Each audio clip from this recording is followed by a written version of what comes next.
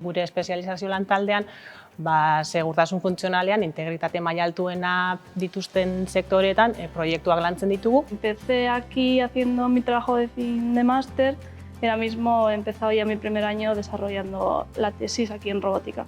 Nire doktoretza tesia datza, rekurso energetiko distribuiduen, adibidez energia berriztagarriak, bateriak, autokontsumoko instalazioen agregazioan, sarearen flexibilitatea eskaintzeko. Gure lantaldean energia biltegiratzeko sistemen diseinu eta garapenen lan egiten dugu, baterien diseinu eta garapenen lan egiten dugu, eta baita beraien integrazio eta kudeaketan ere. Eta horretarako soluzio pertsonalizatuak eskaintzen ditugu. Olako galderei ihes egin beharko geniekela. Nolabaiteko justifikazio behar bat beharko balu bezala, ez? Ingenieria sentitzen naiz, emakumea sentitzen naiz, baina nire galdera horren erantzuna izango litzateke ingenieria naizela, ez? He tenido la suerte de que no he tenido esa diferencia entre ser mujer y hombre, sino que yo estoy aquí haciendo una labor de ingeniera. Y sí que eso, mis compañeros no me han tratado como una mujer ingeniera, sino me han tratado como una ingeniera, con lo cual para mí eso es muy importante.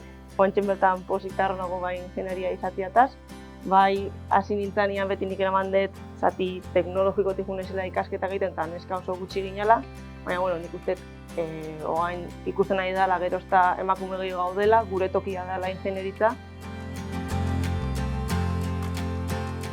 Egia esan, niri emakume erreferente buruz hitz egiterakoan burura etortzen zaizkidanak etxekoak dira, ez?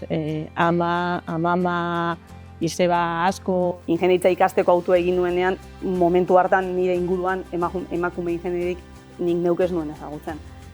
Baina erreferente bezala, agian nire ama bera aipatuko nuke.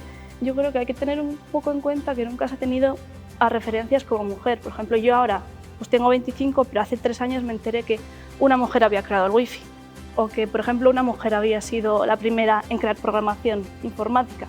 Entonces vas descubriendo esas cosas y dices, joder, si tantas mujeres han hecho eso, ¿por qué yo no puedo? ¿Sabes?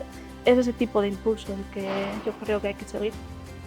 Nire kasuan ez dukiola emakume ingenieri referente bezala, baina nik uste garrantzitsua dela ikustia referente bezala emakume bat aidan egiten berak nahi duana, lan egiten, ikasten, eta berdin diola estereotipoak edo ze pentsatuten horren inguruan.